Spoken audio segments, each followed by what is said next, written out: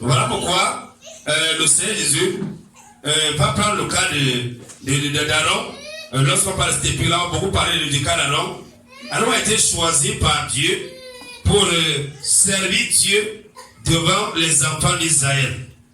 Il faut comprendre ici que nul ne s'attribue la dignité d'être appelé serviteur de Dieu.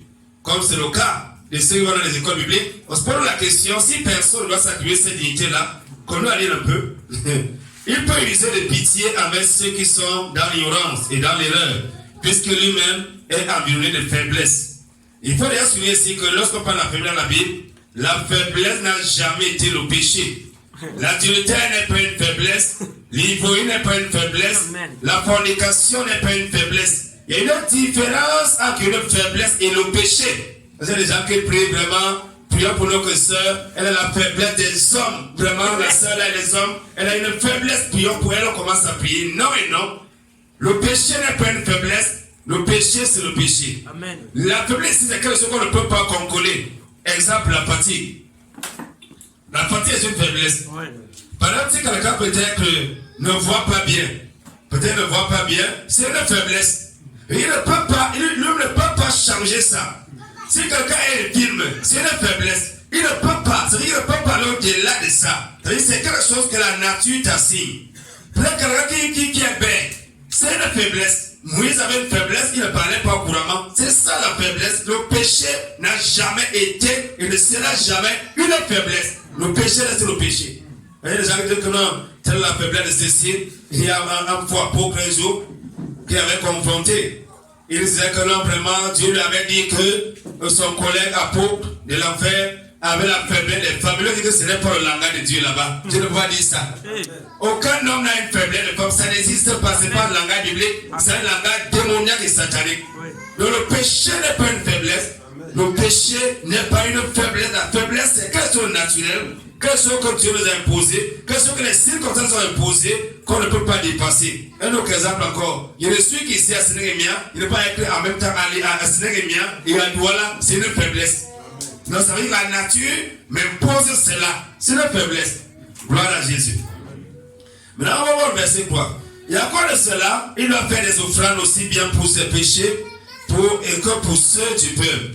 Maintenant, pour le lecteur de Picos Zébé demande ici que le souverain sacrificateur au temps de Moïse, quand il dit au temps de Moïse, vous devez comprendre que quand il dit au temps de Moïse, ça part de la loi jusqu'à Jean-Baptiste. Voilà pourquoi il parle au temps de Moïse.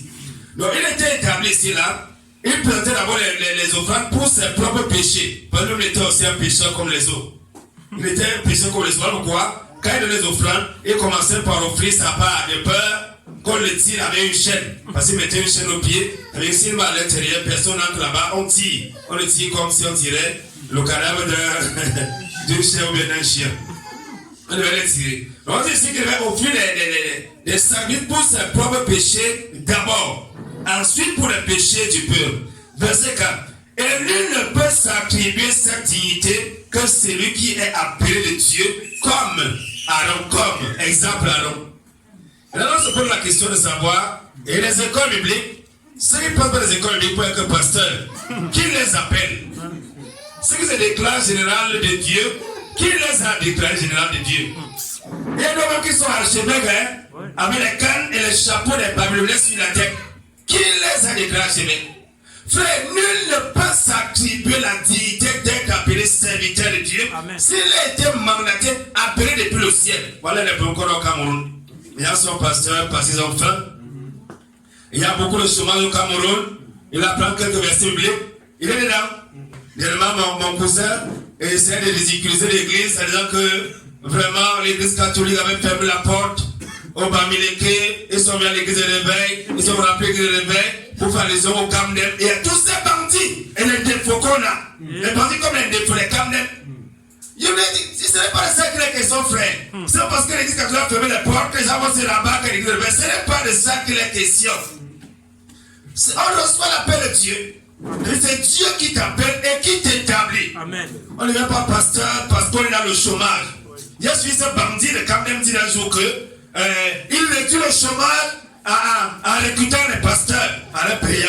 Donc pour lui contribuer à réduire le chômage. Quel chômage? Est-ce que on est le pasteur parce qu'on est chômeur? Non, frère. C'est un appel de Dieu. Amen. Et tout ce que j'ai appelé la Bible faisait quelque chose. Oui. Donc on est même pas pasteur parce qu'on a une affaire, parce qu'on est chômeur, parce qu'on a affamé. On va prêter les offrandes le matin, à midi, le soir. On met le panier pour l'école des enfants. On met le panier pour les amis de la femme. On met le panier pour son huile. On met le panier pour tout à l'église. Pourquoi? Parce que les gens pensent qu'on peut s'attribuer la dignité de capellan, serviteur de Dieu, sans avoir reçu un nom exprès du Seigneur. Je veux un pasteur parce qu'on était à l'école, parce qu'on a les diplômes que tu as reçus à Guaykele ou à soi, ça t'aide à être incrédule, gloire à Dieu. Mais pour ce qui est des choses spirituelles, c'est Dieu qui appelle. Dans une église, tu peux avoir ton doctorat ou ton agrégation. Dieu ne te gère pas. Il va prendre quelqu'un qui n'a que le step ou qui n'a même pas le step et Dieu l'utilise puissamment. Voilà comment l'église fonctionne. Donc, mieux de s'attribuer cette dignité-là. Donc, aucun diplôme ne te qualifie pour le ministère. Amen. Il y a un peu qu'on dit que non, il faut connaître l'hébreu la meilleure ou le grec. De même aussi, Christ ne s'est pas attribuer la gloire d'être souverain sacrificateur, mais il a reçu de celui qui lui a dit, c'est toi qui es mon fils, qui t'ai engendré aujourd'hui. Amen. Frère, le ministère de la Bible, il y a une parole qui l'accompagne. Il y a des gens qu'on a posé la question aujourd'hui. Qu'est-ce que Dieu t'a dit quand il t'appelait? Dis-nous un peu, il t'a dit quoi? Frère, il y a des choses, c'est pas une illusion. Frère, lorsque Dieu t'appelle, il te dit ce que tu dois prêcher. Il t'indique le message que tu dois prêcher. Il y a des gens que Dieu n'a jamais appelé. Même Bibé, même le corps n'ont pas reçu. Ils sont arrivés dans une église, ils ont vu qu'ils pouvaient gagner l'argent, ils sont allés ouvrir la part de boutique. Pourquoi aujourd'hui la doctrine va dans tous les sens? Parce que les gens pensent que l'église, tout le monde doit ouvrir une boutique, tout le monde doit gagner l'argent, tout le monde, on amène la provision à l'église, ou à les clones, le clone du pasteur avec sa femme, le pasteur des hommes, sa femme est pasteur des femmes, le mouvement des femmes, la femme est pasteur du mouvement des femmes, c'est là. Toute cette confusion, c'est parce que les gens sont sortis du carnaval de Dieu. Dieu appelle très peu de personnes aujourd'hui. Jésus a dit aux apôtres, avec tous les pharisiens qu'il y avait, ils aux apôtres, priez, le mec de la moisson. Avec tous les pharisiens qu'il y avait, avec tous les servants qu'il y avait en Israël, ils ont prié, il y a peu d'ouvriers, priez, pour que le mec de la moisson envoie des ouvriers dans son champ. Donc on ne devient pas serviteur de Dieu parce qu'on aime prêcher, parce on ne devient pas, c'est pas ça qui nous qualifie. Frère, voilà pourquoi plusieurs personnes ont trouvé la mort dans le ministère. Et quand il vient dans le ministère, il est marié, il a sa femme et ses enfants. Et à l'intérieur, il perd tout, il perd la femme, il perd les enfants, il divorce et le mari. Parce qu'il n'est pas là où Dieu l'attend. Dieu ne l'a pas mis là-bas. Qui t'a mis là-bas, qui t'a placé là-bas? Il y a des gens qui ne peuvent pas se diriger eux-mêmes, mais veulent venir diriger les autres. Pourquoi Dieu dit, regarde d'abord, est-ce qu'il dit d'abord sa maison? Il a une seule femme, mais il n'arrive pas à diriger la femme là. Mais il a l'église diriger sa femme. Il n'arrive pas à diriger sa pauvre femme. Mais il diriger les femmes déjà à l'église. Il n'arrive pas à diriger son foyer. Mais il diriger les gens à l'église. Dieu dit qu'il faut d'abord regarder ça. Gloire à Jésus. Amen. Comme il lui aussi dit ailleurs, tu es sacrificateur. Dans le verset 5. De même, Christ ne s'est pas attribué la gloire d'être soit un sacrificateur, mais il a reçu de celui qui lui a dit, c'est toi qui es mon fils, il était engendré aujourd'hui. Verset 6. Comme il lui dit aussi ailleurs, tu es sacrificateur pour l'éternité selon l'ordre de Melchisédek. On va voir, puis on va progresser, on va voir qui était Melchisédek. C'est lui qui, pendant les jours de sa chair, Jésus, ayant offert avec de grands cris, et avec l'âme des prières et des supplications à celui qui pouvait le sauver de la mort, ayant été délivré de sa crainte, bien qu'étant fils, a appris l'obéissance par les choses qu'il a souffert. Il y a une révélation ici. Vous savez ici que, bien que le Seigneur Jésus soit fils, il a appris l'obéissance par les choses qu'il a souffert. Nous savons qu'on comprend que c'est le fondamental. La souffrance nous amène à obéir à Dieu. La souffrance est une école. Il y a des gens qui refusent d'être enseigné par la souffrance. Par la souffrance et pèsent au carré. Avec qu'il y a la souffrance, étant calomniateur, il sort avec le diplôme d'experts en murmure, experts en commensat, experts. Il y a des gens comme ça, qui entrent dans l'épreuve avec un péché, il ressort avec 10. Tu dois prendre l'obéissance par la souffrance. Faire la souffrance imposée à l'homme pour l'amener à obéir à Dieu. Dieu enseigne l'homme aussi par la souffrance. Mais les chrétiens ne comprennent pas ça. Quand tu souffres, est-ce que tu acceptes même d'être enseigné par Dieu? Il y a des gens pendant que tu as que les passer à l'épreuve et ils accusent le diable. Les chrétiens le passent parfois. Frère, comment Jésus dit ceci dans Jean 17? Il dit que, non, c'est pas dans Jean 17, dans le livre de Jean quand même, il dit que le Père est puissant. Personne ne peut ravir la brebis la main de son Père.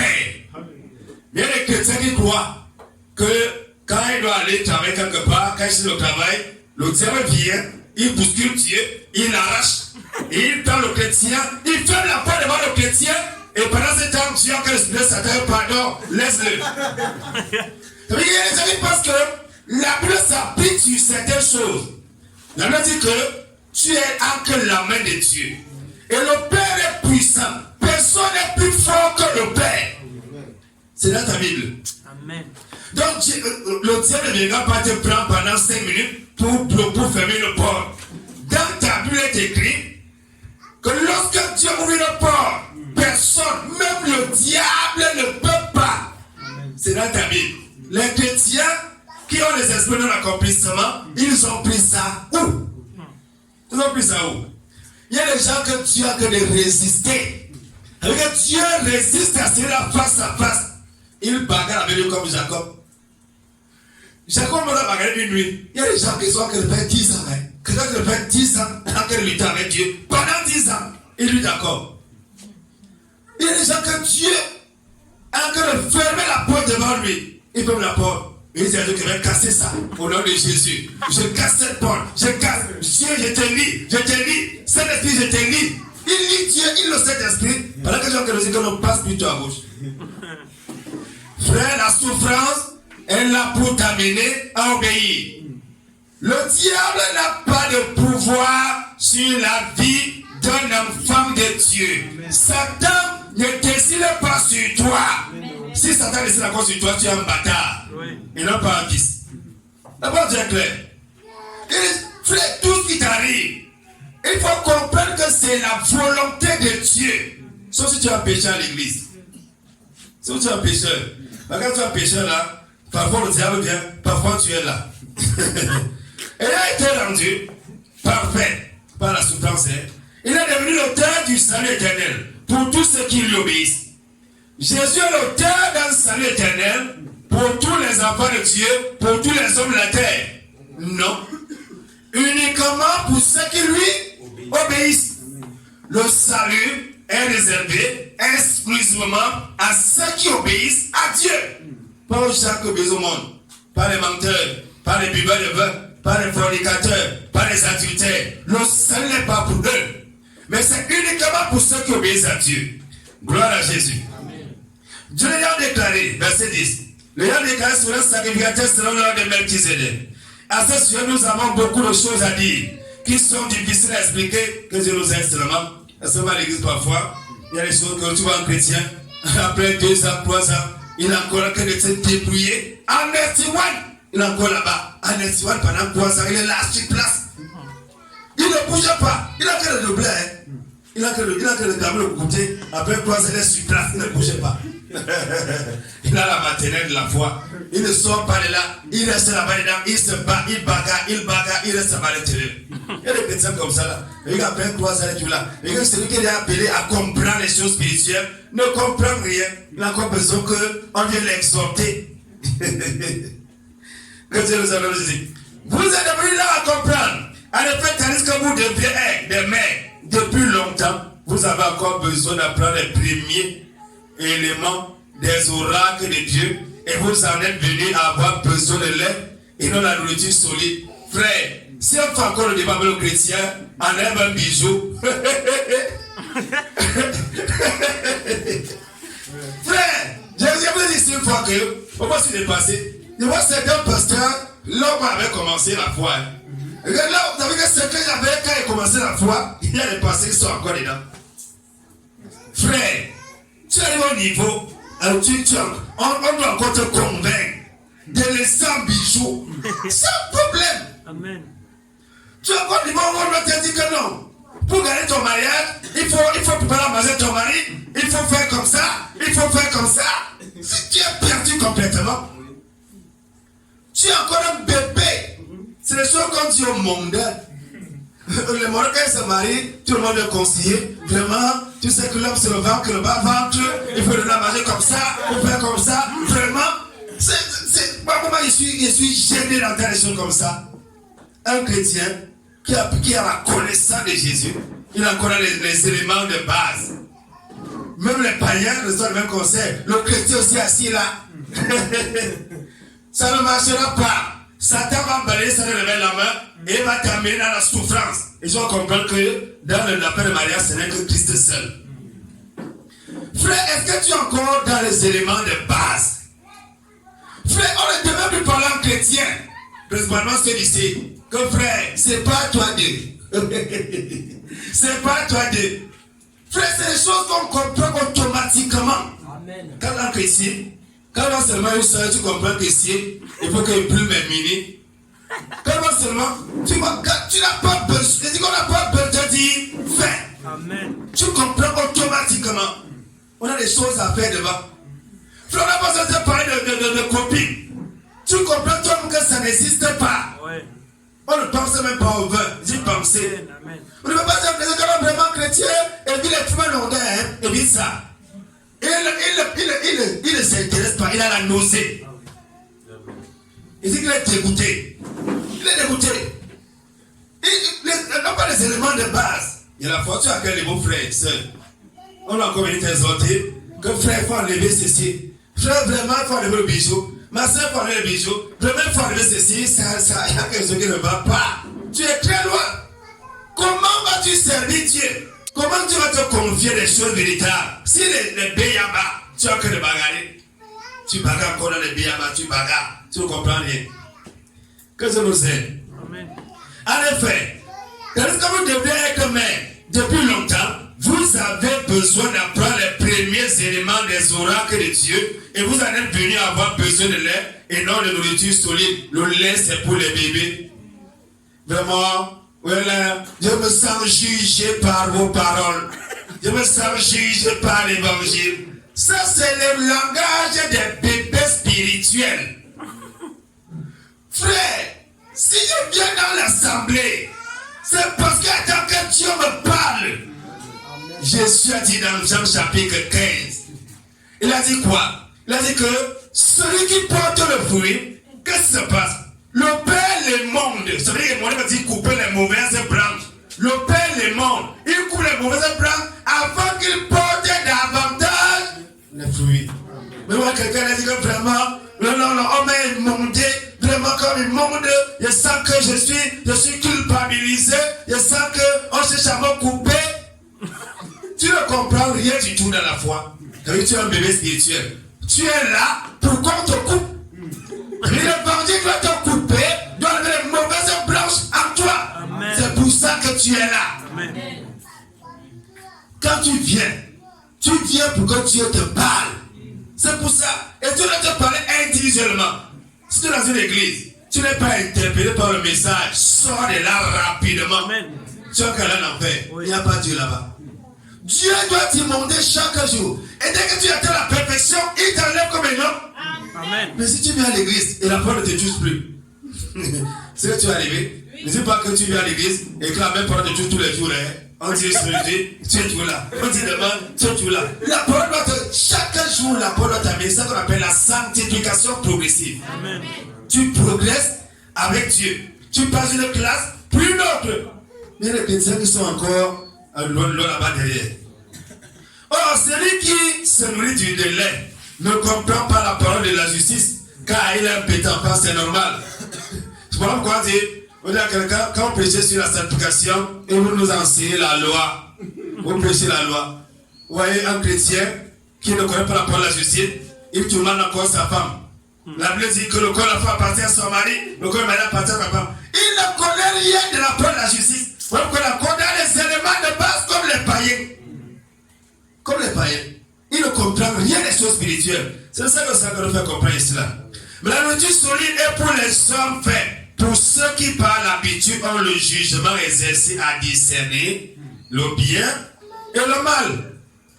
Pourquoi Paul dire, tu m'as permis, mais tu ne m'es pas utile. Voilà ce que Paul dit. Et pas les hommes simples. Je peux acheter une télévision pour regarder seulement ma prédication, mais pas une prédication à l'intérieur. La télévision m'est permis, mais ce n'est pas utile. Moi, je regarde la prédication, mon fils va voir quoi à l'intérieur. Amen. Ce n'est pas utile. Je n'ai même pas la nostalgie comme comme ça que pour raconter la télé, mon cœur bat. Ça ne bat même pas. La grâce de la sœur qu'on avait dit que vraiment c'est. Tu en parles avec un pauvre, hein. Pourquoi n'achète pas la télévision? Moi, c'était la télé, ça me coûtera rien du tout. Rien du tout, rien du tout. Il a que pauvre, pourquoi il n'achète pas? C'est pas l'histoire de pauvreté, c'est l'histoire de principe. Amen. Donc tu m'as permis, tu m'as pas été. Donc ça ne me sert à rien.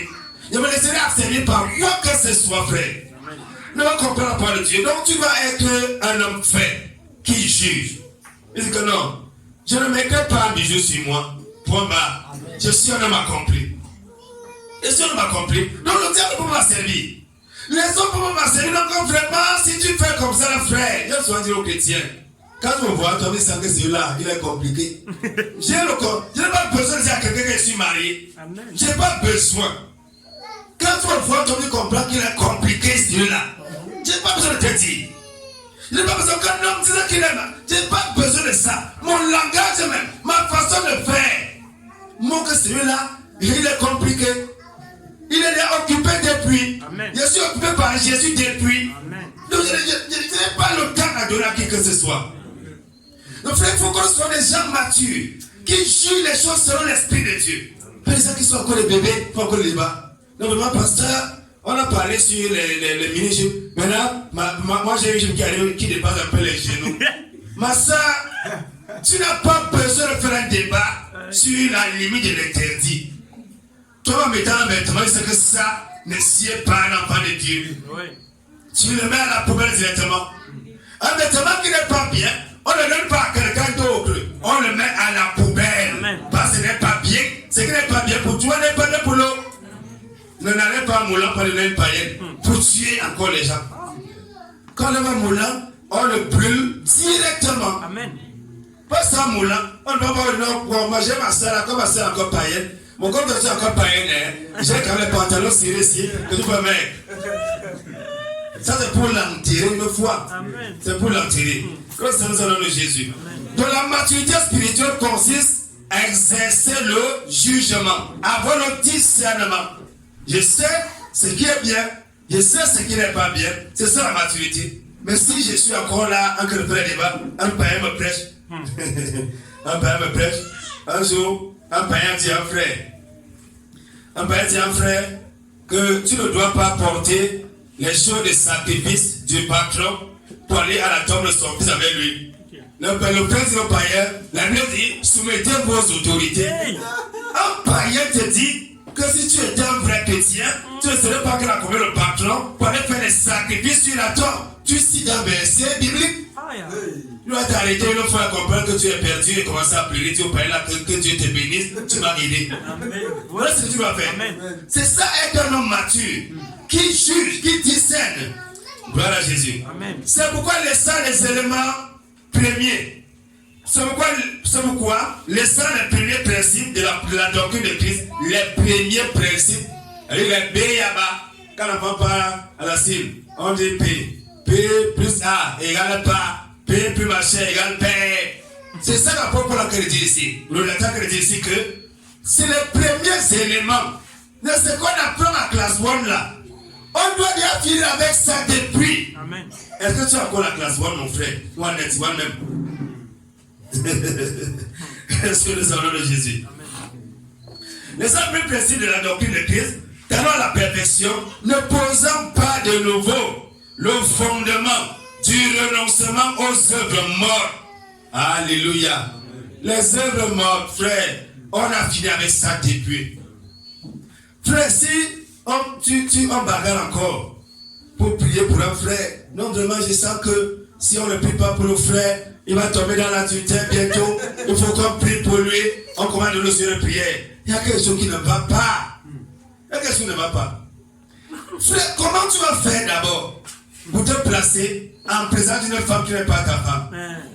Bon, mais pour la question, ceux qui se déshabillent devant les femmes qui ne sont pas la femme et devant les maris qui ne sont pas la mari, sans problème. Oui. Sans problème, ça vous crée, c'est même très grave. Il y a des gens comme ça, tu vois, ils se déshabillent, ils ne sont pas dérangés. Frère, marcher en culotte.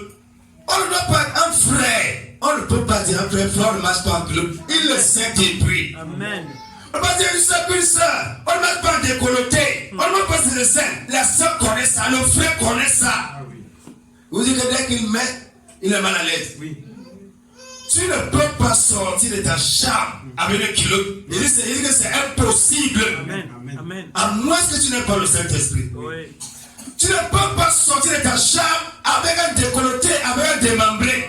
Il vous dit que c'est impossible. Il va te dire que monsieur, quand tu ne vas pas, tu pars où? Tu es nu. Il va te dire que quand tu es nu, tu n'as pas appris que j'ai un billard au jardin. Amen. Tu pars où? C'est les éléments de base, frère. Les œuvres mortes. C'est les éléments de base. Vous savez ça qu'on commande la foi? On renonce aux œuvres mortes. La tradition, les coutumes. On ne doit pas dire seul en Christ que si ça ne peut pas faire une liste dans ta famille. C'est les éléments de base. La sœur connaît que je ne me marie pas avec les listes. Mais vous voyez ça, elle croit que vraiment qu'on va bien la doter. Pour que le frère la dote bien. Il faut que le frère dote cher. Et là, on va comprendre qu'elle n'est pas n'importe qui. Quand elle va venir, elle va s'asseoir. On va mettre 6 Paul en châssis, 10 cartons de bar rouge, 10 cartons de bar Caladao au bar Rosada. On va voir que non, vraiment, ce n'est pas n'importe qui. Le mari de la fille là, vraiment, notre fille nous a honorés. On n'honore pas les parents avec la dot.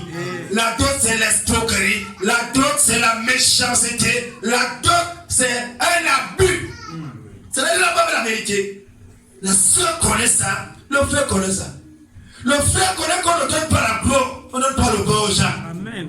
Le frère le connaît. C'est les choses de base. Il a reçu ça depuis la fondation. Oui. Mais si on prie encore pour un frère, frère, pardon, priez pour moi.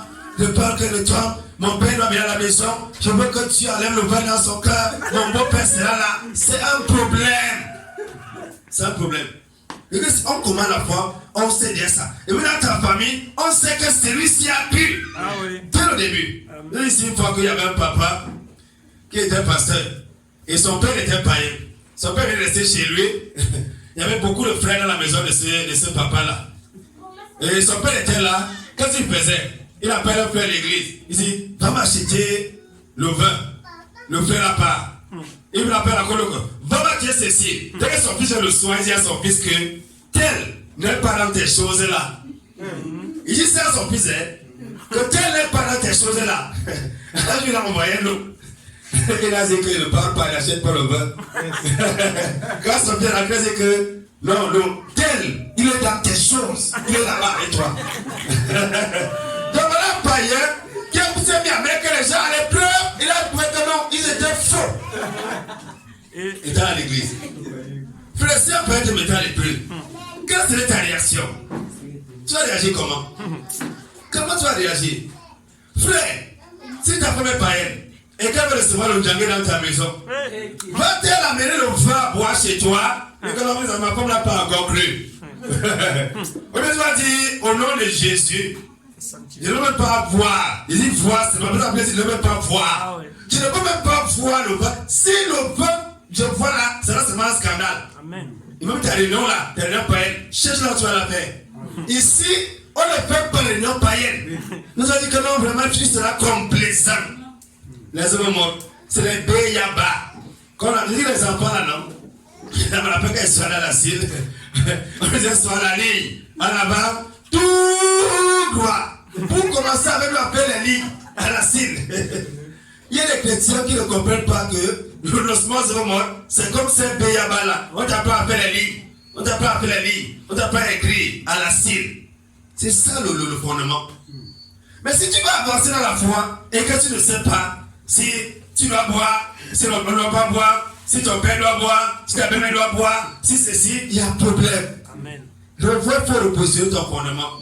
Donc, pour la tête ici, que c'est des choses qu'on ne doit même pas recommencer à faire, puisque ça a été fait depuis.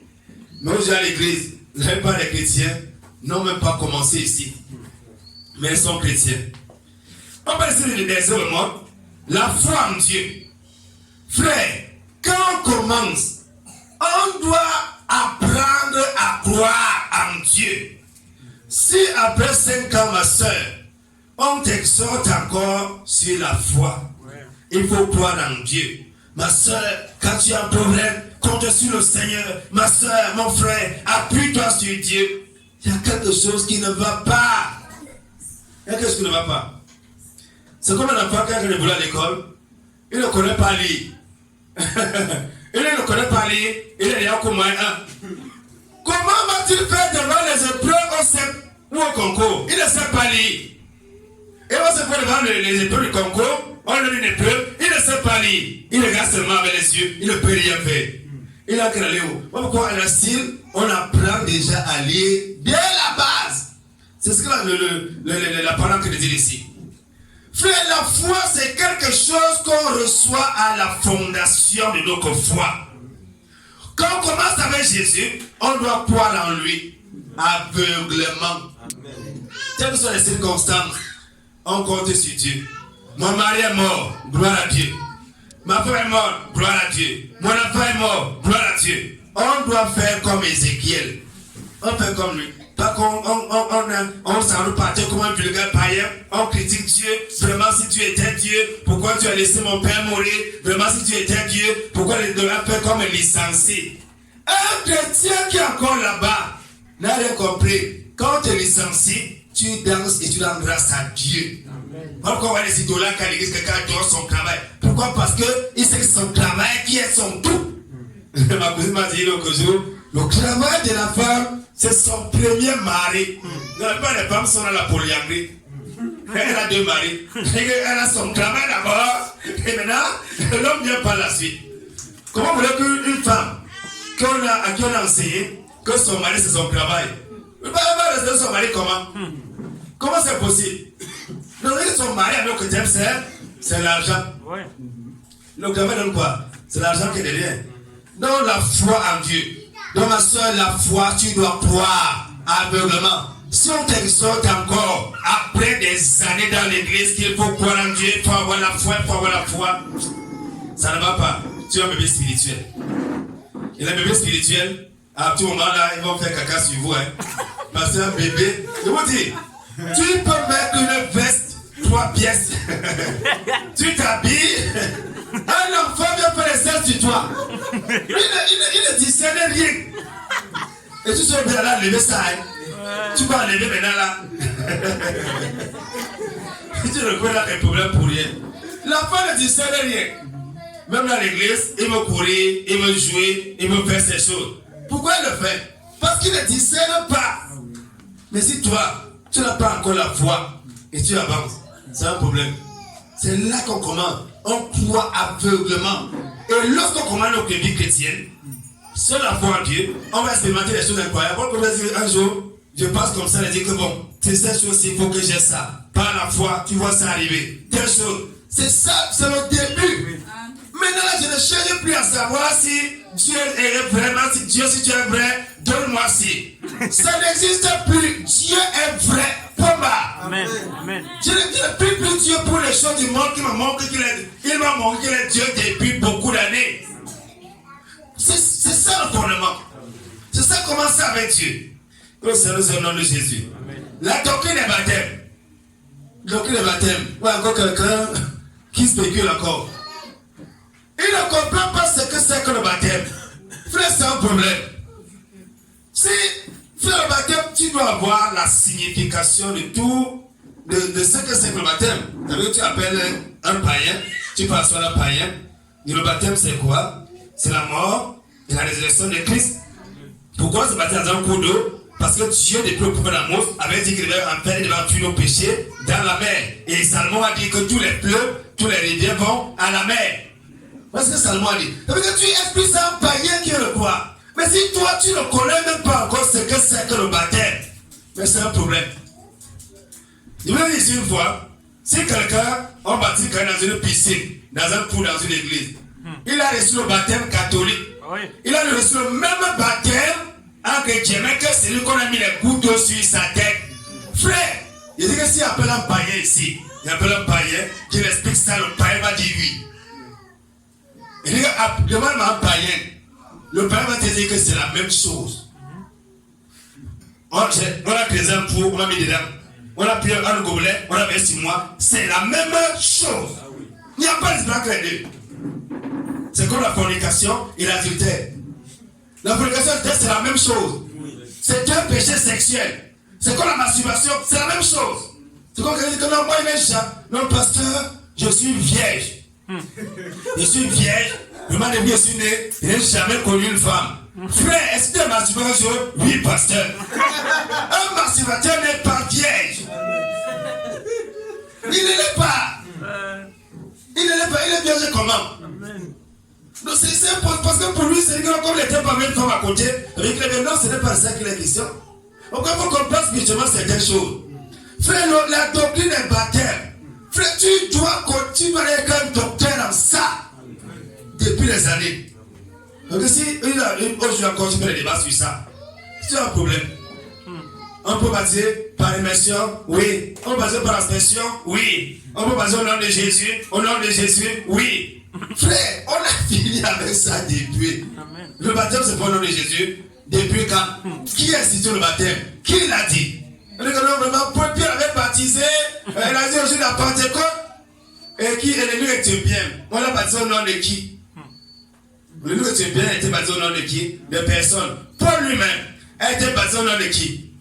Aucun apôtre n'a repris son baptême après la Pentecôte. Avec tous les apôtres sont en enfer. Conséquence simple et logique. Vous savez que puisque le baptême c'est pas au nom de Jésus, non? Et c'est après la Pentecôte que les gens disent que Pierre reçoit la révélation, non? Alors dit que tous les apôtres sont en enfer. Puisqu'aucun d'eux n'a repris son baptême après la Pentecôte. Conséquence simple et logique. Amen. Donc voilà, nous le révèle dans l'Apocalypse que les fondements de la cité céleste, c'est les 12 apôtres. Amen. Frère, il y a des choses que nous devons déjà connaître depuis des années. Vous avez la doctrine des baptêmes. C'est au nom de Jésus. Le baptême dans le Saint-Esprit. Il y avait un danger ici. Il me demande un jour si on doit parler en langue. Il dit que frère, après autant d'années dans l'église, il a encore la question si on doit parler en langue. Quelqu'un à l'église, depuis des années, lui, il demande encore si le baptême de Saint-Esprit veut forcément dire qu'on doit parler en langue. Ce qu'on a dit ici, c'est vraiment c'est les choses, les béyabas. C'est le début de la foi. Je connais, ils ne connaissaient pas Dieu. Dès que Pierre a prêché, ils ont commencé à parler en langue et à prophétiser. Mais quand celui qui est né de Dieu sait qu'on doit parler en langue et prophétiser, c'est normal. Il ne fait plus de débat. Parce que est-ce que le parler en langue là, vraiment, est-ce qu'on doit parler en langue tous? Est-ce que vraiment quand on parle en langue, est-ce qu'on entend? Frère, c'est simple. Parle ta part et nous on va entendre aussi. Ne veux pas me poser la question car je ne parle même pas. C'est pour nous distraire. Parle ta part, on va d'abord entendre comment tu parles ta part. Parle d'abord ta part. Et nous on va interpréter maintenant. Ne nous pose pas des questions qui nous fatiguent pour rien. La doctrine des baptêmes.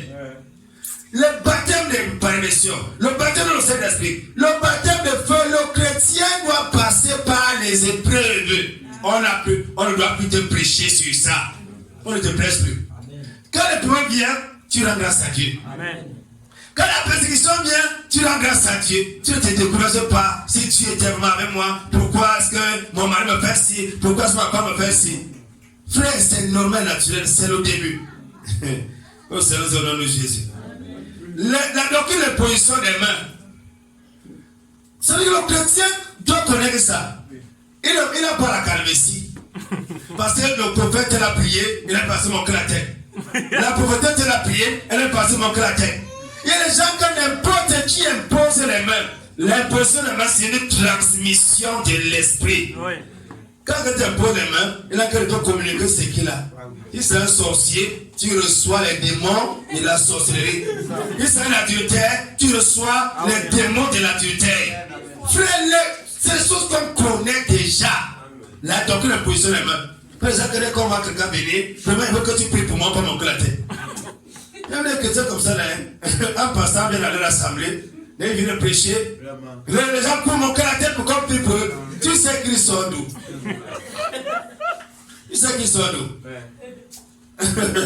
J'ai dit éprouver les esprits. Et c'est l'esprit qu'on a qu'à éprouver. Tu veux pas mon cœur à tête pour qu'on prie. Tu sais qu'ils sont d'où? Frère, la doctrine, le positionnement, le chrétien connaît, c'est des choses qu'on connaît, il connaît déjà ça. Puis c'est par là, c'est des choses de départ. Il sait que les positions des mains n'enlèvent pas les péchés. Oui. Il sait ça. Amen. Que les mains du pasteur, ce n'est pas l'aspirateur pour aspirer les péchés des gens. Il connaît déjà ça depuis. Amen. Il sait que les positions des mains, c'est pour certaines choses. Quand la maladie, établissement dans le ministère, baptême dans le Saint-Esprit, il connaît ces choses parce qu'il est ainsi. C'est le nom de Jésus. Amen. La résurrection des morts. Il connaît que les morts en Christ vont revenir à la vie premièrement. Voilà pourquoi si son mari meurt, elle n'abandonne pas la foi. Elle cherche par la remplacer immédiatement. Elle fait comme Anne. Parce que ça, le problème avec les bœufs. Hein? Si tu as une veuve à l'église, fais attention. Fais très attention parce que tu t'amuses, elle va ramasser, même un jeune frère qui n'a même pas encore les dames, elle va ramasser. Il faut remplacer son mari absolument. Absolument. Donc la résurrection des morts, c'est des choses qu'on connaît. On ne va pas nous dire vraiment, mais que si tu crois encore au crâne, il faut dire assez au crâne que les crânes c'est la folie, c'est les bêtises. Parce que tu as la connaissance de la doctrine de la résurrection des morts. Tu sais que le groupe par les cultes morts, tu n'achètes pas les pains. Et quand quelqu'un est dans ta famille, tu n'achètes pas le pain.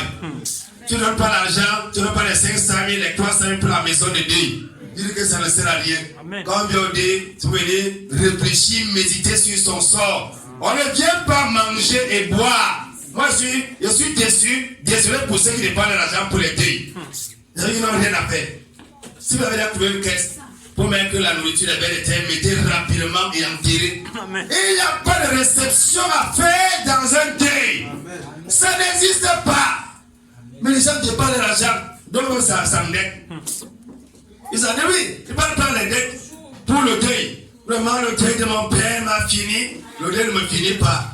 Si j'ai 2000 pendant que tu meurs, tu les 2000 là. Je ne chercherai même. Je ne peux pas aller chercher un prêt pour quelqu'un mort. Amen. Si les 2000, c'est que tu utilises les 2000 là, pourquoi on te transfère rapidement au village? Mais pour acheter la nourriture et le vin, je ne donnerai jamais 5 francs CFA. Amen. Jamais. Amen. Il y a des gens où tu peux la famille. Bon, les pauvres qui donnent 400 000, 500 000, 400 000, ça va faire une batterie. Là, une batterie pour c'est 550 000. Et on me dit de donner 400 000 pour un deuil. Frère, ça fait moins 10 mois d'émission, hein. À Saint-Louis, ça fait moins 10 mois d'émission. On dit ça pour un deuil, frère. Pour un deuil. Non, soyons sérieux. Mon argent n'est pas mal des choses comme ça là. C'est pour la gloire de Dieu. Mon argent n'est pas pour les choses de ce genre. Jamais. Quand quelqu'un est malade, quand la com il va aider-le. Oui. Dès qu'il meurt, enterrez-le. Oui. Les seules personnes qui ont comploté, c'est les païens de l'islam. Ah, oui. Quand tu meurs, on t'enterre rapidement, on t'emballe. On va t'emballer parce que tu es poussière et tu retournes à la poussière. La caisse là gêne même. Ça empêche les bêtes de manger rapidement. C'est comme si c'est pour les empêcher de manger. Oui, c'est pour ça qu'on met ça. Il faut attendre les années que la canne se casse pour qu'ils puissent manger. Non et non. On doit te mettre rapidement et le lendemain qu'on va te manger. Jésus a dit que la terre purifie toutes choses. Donc la terre va purifier rapidement. Les bêtes vont rendre grâce à Dieu parce que c'est Dieu qui les a créés. Amen. Quand tu manges le poisson, tu rends grâce à Dieu, non? Tu bénis Dieu devant le poisson. Ah, oui. Laisse aussi que les bêtes étaient bénissent Dieu devant ton cadavre. Amen. Ah oui. Amen. C'est le nom de Jésus. Amen. Et bien ici du jugement éternel. Tout chrétien sait qu'il y a un jugement éternel. Amen. Voilà pourquoi le chrétien n'est pas hypocrite. Il n'a pas une vie à l'église, une vie au quartier. Il n'a pas une vie, il n'a pas de péché caché dans son cœur. Et donc les gens connaissent. En tout cas, le chrétien est intègre. Il est intègre. Parce qu'il sait que Dieu va juger. Il a la connaissance du jugement à venir. Voilà pourquoi le chrétien est honnête. Il est honnête. Il est transparent. Pas les gens qui escroquent. Ouais, quelqu'un a escroqué et il prêche. Sans problème. Que Dieu nous en donne de Jésus. Amen. Et l'apôtre, il continue à parler, disant que, et c'est ce que nous ferons si Dieu le permet. Car ceux qui ont été une fois éliminés, qui ont goûté le don céleste, on commence à aller en profondeur. Qui ont été une fois éclairés, qui ont goûté le don céleste, qui sont devenus participants du Saint-Esprit, et qui ont goûté la bonne parole de Dieu, et les puissances du siècle à venir, et qui sont tombés. Il est impossible de les renouveler encore pour la repentance, puisqu'il crucifie pour eux même le Fils de Dieu et l'expose à la honte publique, à l'ignominie. Il y a ici une fois qu'il y a une seule repentance, les gens étaient dépassés. Frère, on se repent une seule fois pour un péché. Amen. La repentance c'est une fois. Amen. Il est sur la Bible. Il va le lire encore. Si nous bien là-bas. Si nous bien ce verset-ci, Hébreux chapitre 5, Hébreux chapitre 6, verset 4. On va lire. Car ceux qui ont goûté, et bien on commence sur verset 3. Et c'est ce que nous ferons si Dieu le permet. Car ceux qui ont été une fois illuminés, éclairés, qui ont goûté le don céleste, ils ont reçu le Saint-Esprit, ils ont parlé à l'église, ils ont prophétisé, ils ont chassé les démons, ils ont donné par de connaissance authentique. Ils ont dit, ma soeur, telle chose comme ça là, la sainte dit gloire à Dieu, à l'église. Ils ont goûté les dons, ils ont vu, ils ont expérimenté la puissance de Dieu. C'est ce qu'on a dit ici. Qui sont devenus participants du Saint-Esprit. Et qu'il est là, et ils disent que le Seigneur m'a donné un cantique à l'âme, le Seigneur m'a donné une inspiration, le Seigneur m'a parlé, le Seigneur m'a dit ceci, il parle en langue, il chante en langue à l'église. Écoutez ce que le Seigneur dit. Qui ont goûté la bonne parole de Dieu, je suis dans une église de sainteté. Gloire à Jésus. Les puissances du siècle à venir, la délivrance du péché. Il a écouté la vérité. Il a expérimenté la véritable parole, la sainte doctrine. Il a expérimenté ça. Écoutons. Et qui sont tombés.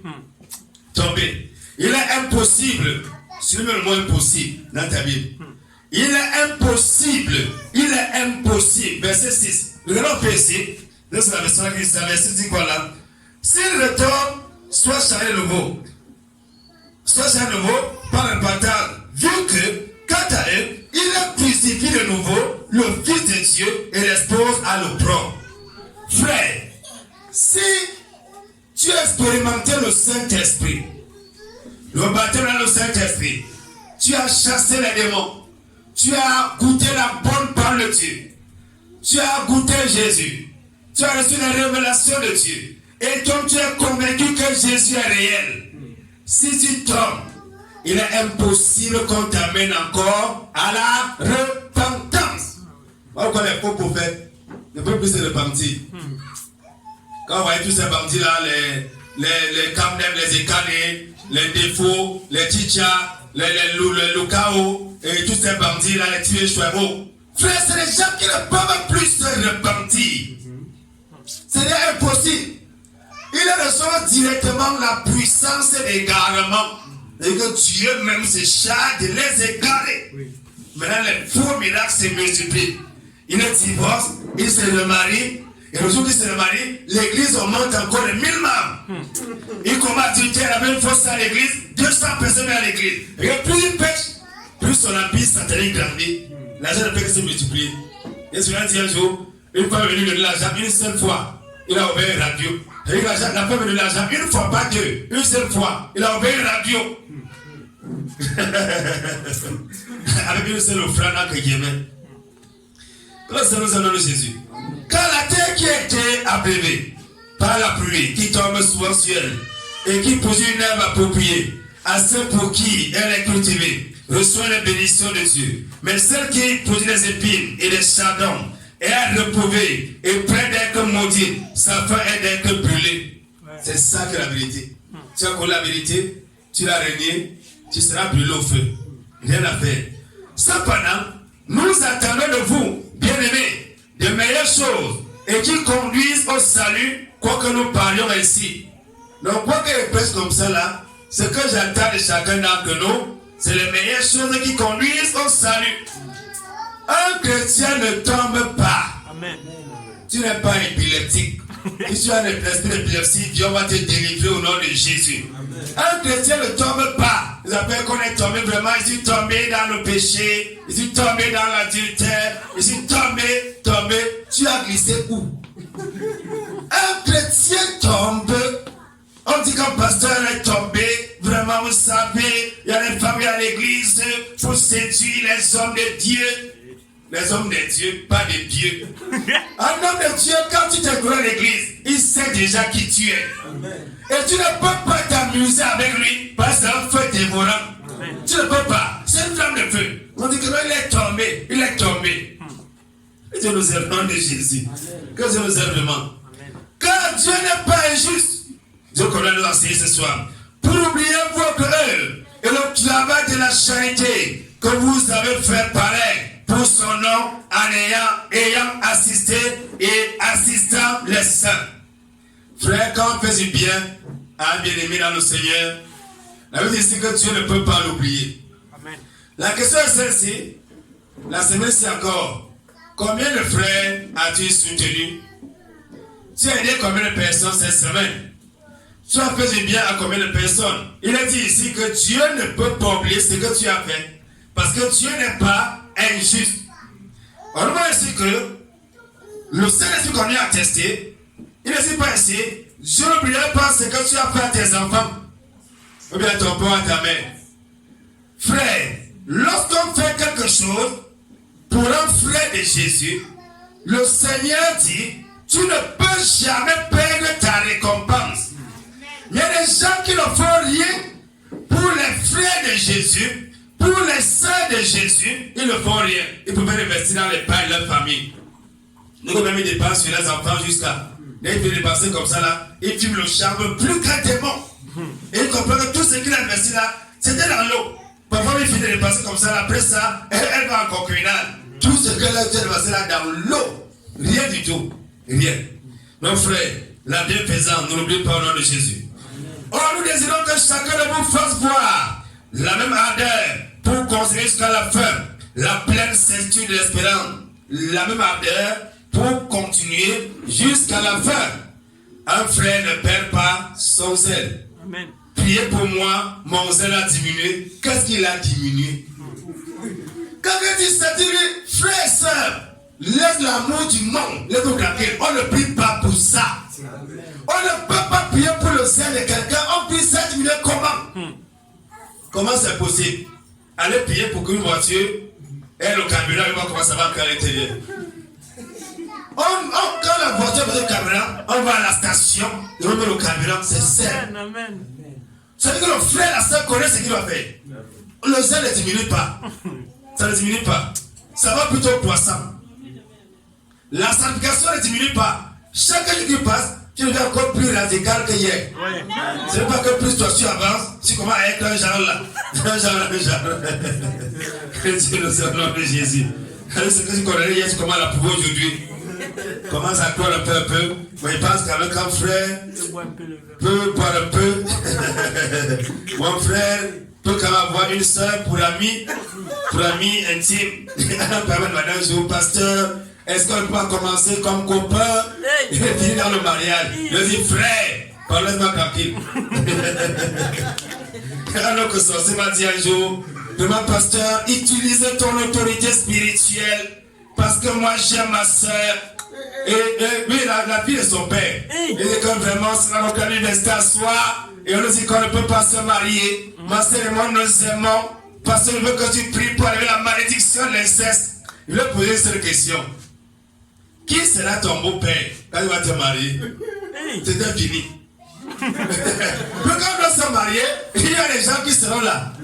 Qui sera ton beau-père quand il va te marier? Il y a des sorciers sur la terre ici. Avec toutes les femmes qui sont au Cameroun, tu n'as vu que ta soeur. Des démons. Que Dieu nous aide. Donc, il faut que tu utilises. Je ne sais pas comment tu vas commencer à prier. Qu'est-ce que le nom de Jésus? Alors, verset 11. Oh, nous désirons que chacun de vous, non, verset 12, afin que vous ne deveniez pas paresseux, mais que vous imitiez ceux qui par la foi et la persévérance et la patience héritent les promesses. Il y a beaucoup de personnes à l'église, parfois ont des promesses individuelles. Mais la paresse les empêche d'accéder à. Disons encore, c'est pas moi qui dis. Afin que vous ne deveniez pas paresseux, mais que vous imitiez ceux qui par la foi et par la patience ou la persévérance héritent des promesses. Alors que thème, on accède aux promesses par quoi?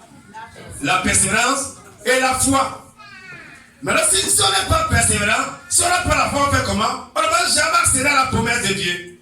On dit qu'on fait comme Abraham. On dit que là, voici Agar. Ils ont produit Ishmaël. Ils ont dit à Dieu, Seigneur, que le père de mon enfant vive devant ta face. Qu'il vive. Et il y a des sœurs qui disent parfois, pour que le père de son enfant se convertisse, elle jeûne, elle peut même 3 jours de jeûne à sec. Pour que le père de son enfant se convertisse et qu'elle se marie. Il y a déjà des choses à l'église, ils vont parfois les passer. Donc on ne peut accéder à la promesse que si et seulement si on a la foi et si on persévère. Gloire à Jésus. Donc la paresse va te disqualifier des promesses de Dieu. Frère, est-ce que tu es paresseux?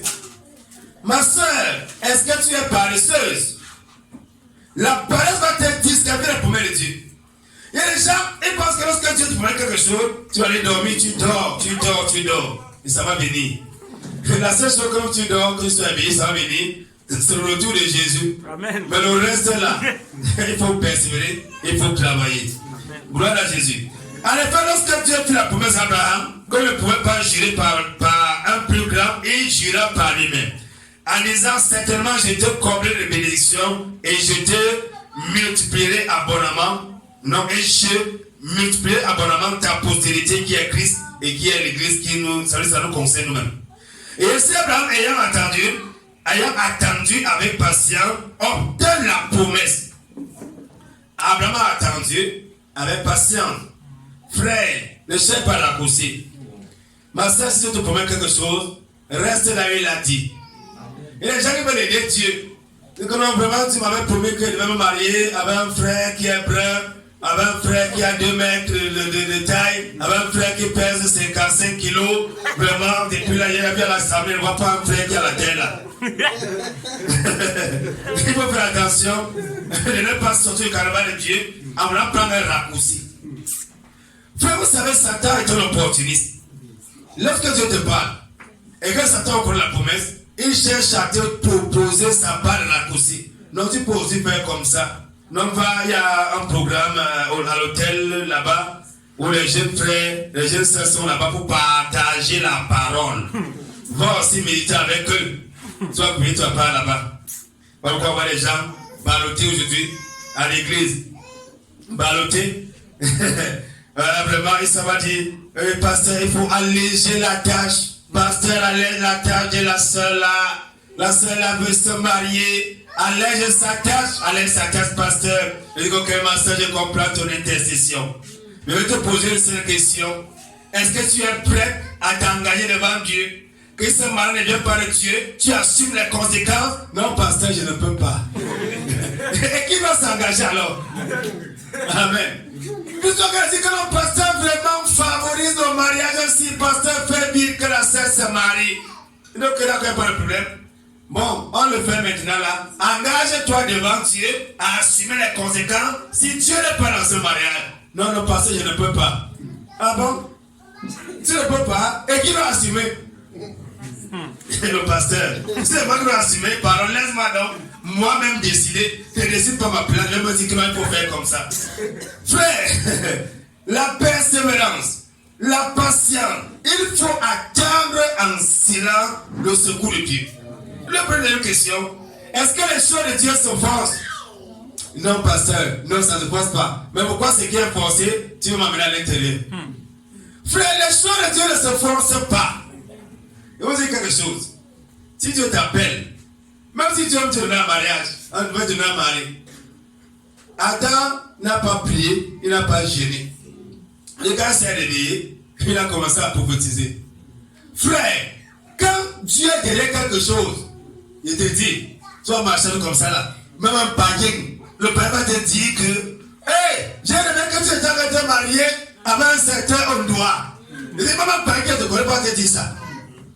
Quand Dieu est derrière quelque chose, Dieu prend les dispositions lui-même. Mais là, il n'y a pas Dieu. Les gens forcent eux-mêmes. Et chacun fabrique sa part. C'est pour dire quoi? Si Dieu te fait une promesse, aucun homme sur la terre ne peut empêcher à cette promesse de s'accomplir. Aucun pasteur ne peut empêcher un malade qui vient de Dieu. Il dit aucun pasteur. Dieu va lui dire, je suis là-bas devant, suis-moi par derrière. Il va lui dire que je suis devant, suis-moi seulement. Mais quand vous avez quelque chose qui n'a pas Dieu, on cherche à forcer la main des gens. Frère, je vous dis, quand quelque chose a Dieu derrière, Dieu va se rassurer que 1, 2, 3, 4 personnes aient la révélation. Rappelez-vous une chose. Quand Gédéon devant les combats, c'est un païen qui expliquait son rêve. Oui, Dieu parle à Gédéon, il donne aussi, Gédéon a peur. Maintenant, Dieu s'en va vers les Philistins, il donne une révélation à un Philistin. Maintenant, quand le Philistin raconte sa révélation, son frère lui dit que nous sommes mal partis. C'est l'épée de Gédéon. Et l'homme l'entend en païen dire que c'est l'épée de Gédéon. Dit à son ami, quel est Léon Allon. Et quand la volonté de Dieu doit s'accomplir, même les païens vont comprendre ce que Dieu a dit. Même les païens. Mais quand Dieu n'est pas quelque part, il ne dit rien. Laissez ça jouer tranquille. Donc la foi et la persévérance sont inséparables si nous voulons avoir accès aux promesses de Dieu. Gloire à Jésus. Là, on va laisser au verset 16. Oh, les hommes jurent par celui qui est plus grand qu'eux. Et là seulement, pour combien une chose termine tous les différents. C'est pourquoi Dieu voulait montrer encore mieux aux héritiers de la promesse que nous sommes l'immutabilité de sa résolution intervenue par le serment. Afin de passer deux choses immuables, dans lesquelles il est possible que Dieu mente. Nous ayons une ferme consolation, nous qui cherchons un refuge dans la ferme possession de l'espérance qui nous est proposée. Pose la question à ton voisin, ton refuge, c'est pour où? Voici ma part ici. Ton refuge est où? Mon refuge, c'est pour là, mon espérance en Christ. J'attends que Jésus vienne me chercher. Amen. Mon refuge n'est pas dans le président de la République, qui attend qu'il me nomme. Qu'il m'invite pour que j'aille faire comme les autres boire le vin et dire que vraiment je dois en parler. Je n'ai même pas besoin de ça. Que Dieu nous en donne de Jésus. Pourquoi on va aller sur l'église? Ça nous les mots de tête. Espérant que nous gardons comme une âme de l'âme sûre et ferme et qui pénètre au-dedans du voile où Jésus est ancré pour nous comme un précurseur ayant été fait sur notre sacrificateur pour l'éternité selon l'ordre de Melchizedek. Chapitre 7. Hébreux chapitre 7. On va voir ce que ça dit là-bas. Car c'est ça Melchizedek, roi de Salem et sacrificateur du Dieu souverain, qui alla au devant d'Abraham lorsqu'il révélait la défaite des rois et qui le bénit, à qui aussi Abraham donna la dîme de tout le butin d'abord. Melchizedek signifie roi de justice. De plus, il était roi de Salem, c'est-à-dire roi de paix. Il était sans père, sans mère, sans généalogie, n'ayant ni commencement de jour, ni fin de vie, rendu semblable au Fils de Dieu. Il demeure sacrificateur pour toujours. Qui était Melchizedek qui allait devant Abraham? Amen. On dit qu'il n'avait ni père ni mère. Alléluia. Comment Abraham a fait pour savoir que cet homme-ci, il faut qu'il donne ma dîme? Alors il était vraiment le père de la foi. Il n'a pas calculé que non, vraiment, j'ai des serviteurs, j'ai ceci et cela, vraiment, de la dîme à quelqu'un. Il l'a rencontré une seule fois. Il ne se connaissait pas. Il a béni Abraham. Et m'a dit que ça, c'est Dieu qui a tellement parlé. C'est Dieu qui est devant moi. Roi de salut, roi de paix. Il n'avait ni père ni mère. Il est rendu semblable au Fils de Dieu. Ça veut dire qu'il n'avait pas de généalogie. On ne peut pas dire voilà son père là-bas, voilà sa mère là-bas, mais directement, il se trouvait devant Abraham, roi de Salem. Et les prisonniers théologiens disent que non, ça veut dire qu'un roi qui existait à Jérusalem avant, son père s'appelait qui? Sa mère s'appelait qui? On nous dit ici qu'il n'avait ni père ni mère. Il n'avait pas de généalogie. C'est bien écrit dans la Bible. Donc, quand on lit les Écritures, les théologiens, ces philosophes sataniques, écartent les gens avec les doctrines fausses. N'ont rien à voir avec Dieu. Or, considérez combien est grand celui à qui Abraham, le paquet de la dîme du butin. C'est-à-dire que c'est là que les fils de Lévi, qui exercent la sacrification, ont lance la loi de lever la dîme sur le peuple, c'est-à-dire sur leurs frères, qui cependant sont issus des reins d'Abraham. Lui qui n'était pas de la même famille qu'eux, il leva la dîme sur Abraham et bénit celui qui avait les promesses. Vous savez, beaucoup de personnes vont les débats sur la dîme. Voilà aussi autant de choses. La dîme fait partie des Béyaba. Mais si quelqu'un n'a pas encore le débat sur la dîme, il n'est même pas, il a encore un étiwan où il a besoin qu'on mette le goûter dans son sang et l'eau. Et l'Américain dit que lève-toi, il se lève. L'Américain dit tout dormez. Tout le monde commence à dormir. Et le même pendant qu'ils dorment là-bas, il commence à pisser sur eux en dormant. Tu ne vas pas à l'école, il a envie de pisser sur lui. Parce qu'il a un étiwan, il ne comprend rien du tout. Il peut pas parler manger le pain et dormir. Il ne connaît rien, il ne comprend rien. Là, dit ici que Abraham de la dîme, avec Melchizedek, frère, quand il a fait le débat sur la dîme, on doit payer la dîme, on ne doit pas payer la dîme, est-ce qu'on dans le Nouveau Testament, on n'a pas la dîme, et les égoïstes, les avares, ils aiment ça. Vraiment la dîme, vraiment, quand il était là-bas, il reçoit la dîme, maintenant, il n'a plus la dîme, et qu'est-ce que c'est dans ta vie? Tu as été très misérable. Frère, qu'est-ce que la dîme par rapport à ce que Dieu fait dans ma vie? Amen. Frère, je ne peux pas insulter Dieu avec la dîme. Amen. C'est impossible. Et ma soeur va Dieu pour dire à Dieu, vraiment, j'ai eu 100 000 Seigneur Dieu, voilà 100 000 divisé par 10, multiplié par 100, ça fait 10 000. Prends ta part, tu me laisses tranquille. Les gens qui font les débats sur la dîme sont les païens de l'intérieur. Le chrétien appartient à Jésus et tout ce qu'il a. Il doit donner au-delà de la dîme parce qu'il est né de Dieu, il est né de nouveau. Amen. Celui qui est avare, qui ne sait pas donner à Dieu, pourquoi on va les gens à l'église? Pasteur, prie pour moi, j'ai un esprit de pauvreté, j'ai un esprit de non-accomplissement. Tant que tu ne connais pas donner à Dieu, tu vas rester un misérable, tu vas rester dans l'esprit de non-accomplissement, tu vas rester dans l'esprit de pauvreté parce que tu ne sais pas donner à Dieu. Frère, pour moi, donner à Dieu est une action de grâce. Amen. Oui, je rends grâce à Dieu. Amen. Frère, tu dois donner que ça, Dieu m'avait m'asseoir pour calculer. C'est possible. Mais celui qui fait le débat sur la dîme, il dit qu'il n'a pas encore cru. Un chrétien n'est pas dans la logique de la dîme. Voici Abraham. Il raconte un inconnu. Il donne la dîme de tout le butin. Ça veut dire qu'un inconnu se retrouve peut-être avec 3 ou 5 millions d'Abraham.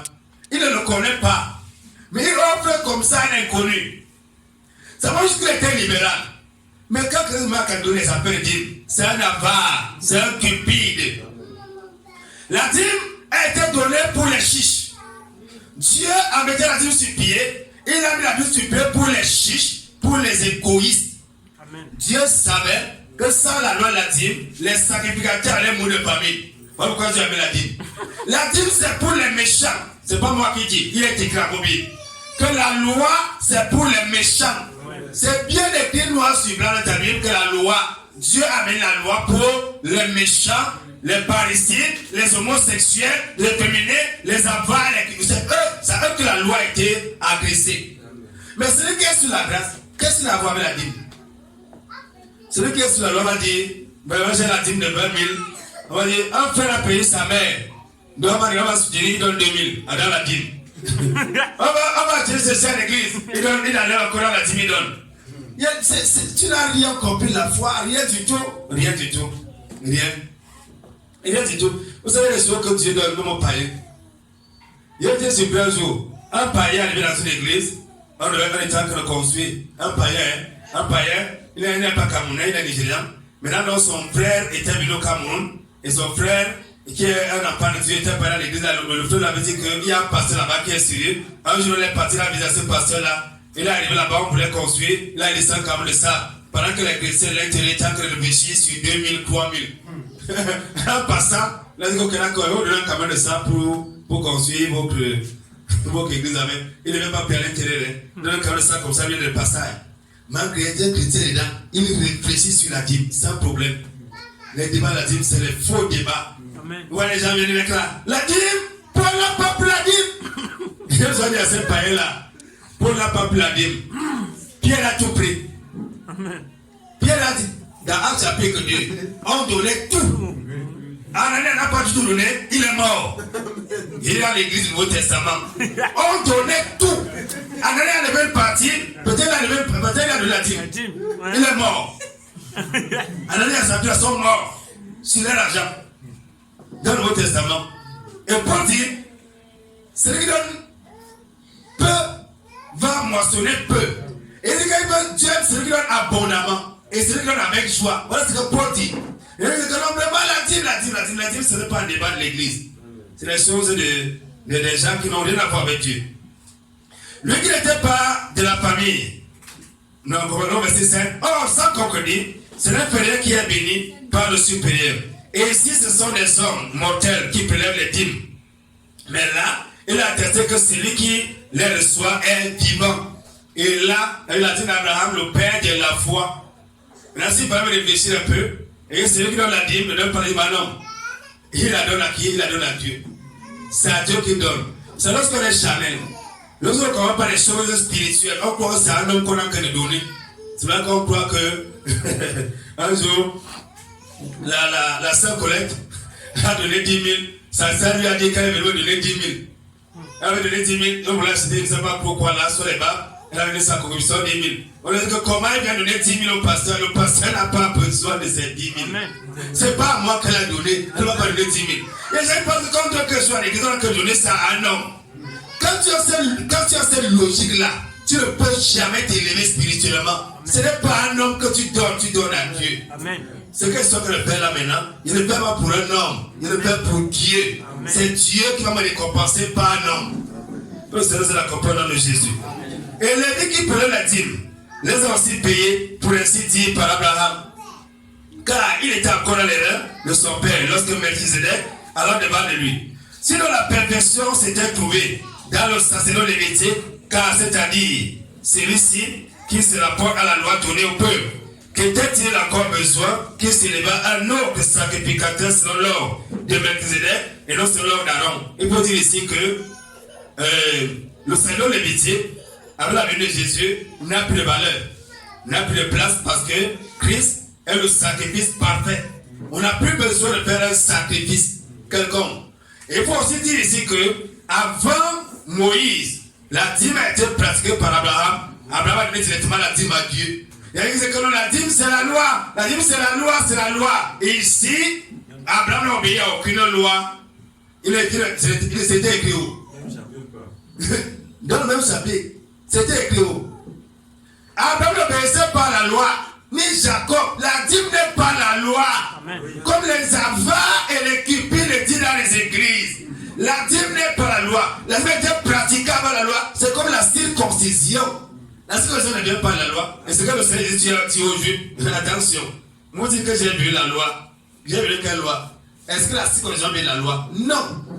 Elle vient plutôt des papiers. C'est que le Seigneur dit au juif, quand vous dites que j'ai vu quelle loi? Est-ce que la circoncision a été pratiquée avant la loi? C'est comme la dîme, c'était avant la loi. Même Jacob parle de la dîme. Qui a dit à Jacob que la dîme existait? Que Dieu nous aide. Que Dieu nous délivre vraiment de la paresse et de la cupidité. Amen. Qui a dit à Jacob que la dîme existait? Qu'en fait de Salomon qui va sur la montagne? Il offre 1000 bœufs. 1000. Fais un peu 1000 fois 250 000. Ça donne combien? Ça donne des millions. Des millions et des millions. Il va comme ça, il offre des millions et des millions. Il y a un païen qui a donné 1 milliard à la 5 kg dernièrement. Et ça fait des débats dans les radios. Un païen a donné 1 milliard. 1 milliard de francs. Un païen. 1 milliard de francs CFA. à la scène de l'homme, les parents ont les débats sur ça jusqu'à. Ils débattaient. Pourquoi pour eux, 1 milliard c'est beaucoup. Mais 1000 milliards pour la canne, ce n'est pas beaucoup. Que je nous ai. Les temps que passé à Miston le Kojo, les placés les temps que de pervertir les gens là-bas. En disparant au vin, ils avaient les batteries, ils tapaient. Frère, les gens ont les instruments que ton cœur peut sauter. Mais ça ne gênait personne. Ils ont rétréci la chaussée. Ils ont rétréci la chaussée. Ils ont gagné la caméra. Ils ont rétréci la chaussée. Personne ne se plaint. Mais va sur la même place. Parle de Jésus. Vous dites que vous dérangez les gens avec les bruits. Vous dérangez les gens. Faites un bar quelque part. Les pères ne vont jamais se plaindre. Jamais, jamais. De parler de Jésus quelque part, ils vont commencer à se plaindre. Que Dieu nous honore de Jésus. Quand il était encore, alors verset 13. En effet, celui de qui ces choses sont dites appartient à une autre tribu. Verset 12 d'abord. Car le sacerdoce étant changé, il est nécessaire qu'il y ait aussi un changement de loi. La dîme n'est pas une loi. En effet, celui de qui ces choses sont dites appartient à une tribu dont aucun membre n'a servi à l'autel. Verset 14. Car il est évident que notre Seigneur est issu de la tribu de Juda, bien évidemment, de laquelle Moïse n'a rien dit concernant le sacerdoce. Verset 15. Et cela devient encore plus manifeste quand il s'élève un autre sacrificateur selon la ressemblance de Melchizedek, qui a été institué non sur la loi d'une ordonnance charnelle, mais sur la puissance d'une vie impérissable. Voilà les gens qui veulent écrire seulement à l'église, les David. Ils disaient que non, David était un polygame, Salomon était un polygame, un pasteur congolais s'est marié le même jour avec 3 femmes. Ils ne comprennent pas que ce n'est pas la même dispensation. Ce n'est pas le même sacerdoce. Nous sommes dans un sacerdoce purement spirituel. À l'église, David devait être excommunié, tout simplement. Et dans l'Ancien Testament, il est prophète. À l'église, David ne pouvait pas parler. On devait lui dire que monsieur David, vous n'avez rien à voir avec l'église, vous êtes un païen. On vous déclare païen. Mettez-vous hors avec vos femmes. Mais les gens veulent ressembler à David, étant à l'église. Nous vous dites que non, vraiment, vous savez, Samson pouvait faire tout ce qu'il voulait.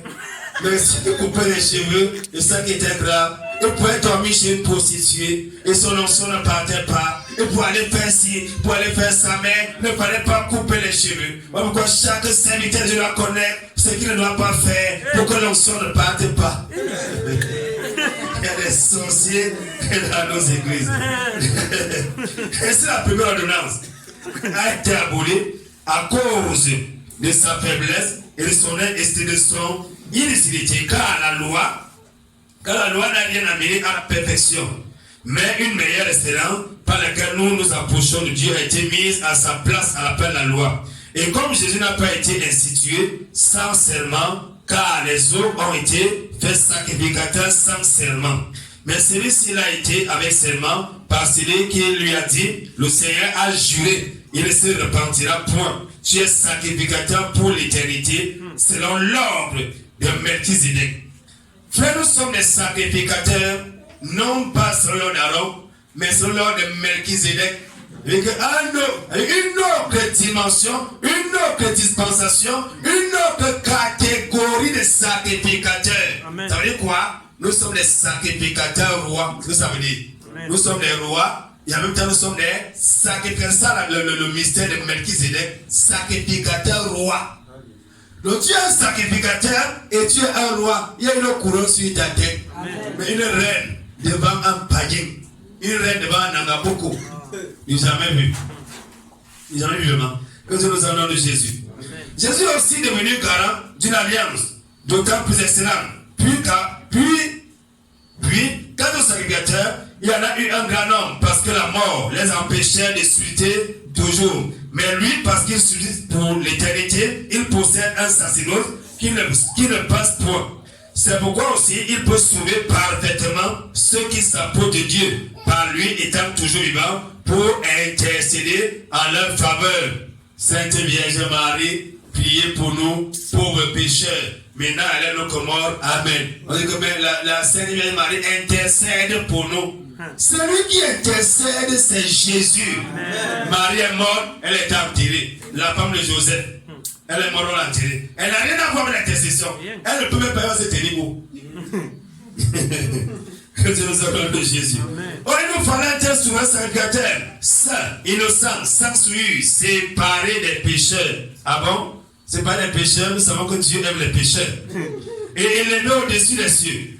Qui n'eut pas besoin, comme les souverains sacrificateurs, d'offrir tous les jours des sacrifices, premièrement pour ses propres péchés, puis pour ceux du peuple. Quand il a fait cela une fois en souffrant lui-même. Le sacrifice de Christ pour abolir le péché, c'était une seule fois. Frère, il y a une seule repentance. Amen. Une seule confession.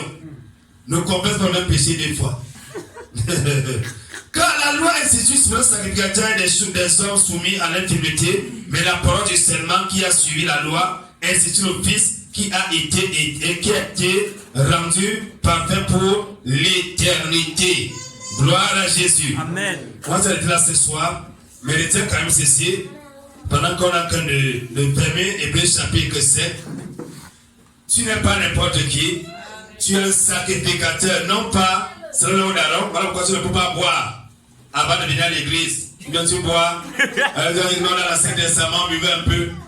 Tu es sacrificateur selon l'ordre de Melchizedek. Tu es le temple du Saint-Esprit. Tu es l'habitation permanente de Dieu en esprit. Et tu es un roi, ma soeur, tu es une reine. Donc un vulgaire païen ne peut pas s'approcher de toi. Amen. Une vulgaire païenne ne peut pas s'approcher de toi. On ne va pas Isaac. On ne va pas dans un bac ordu pour aller chercher de quoi manger. Amen. Tu n'es pas un chien, tu n'es pas une chien. Que Dieu nous aide ce soir et qu'on ait notre intelligence. Au nom de Dieu, nous avons prié. Amen. Toi, c'est mec debout. Lève-toi.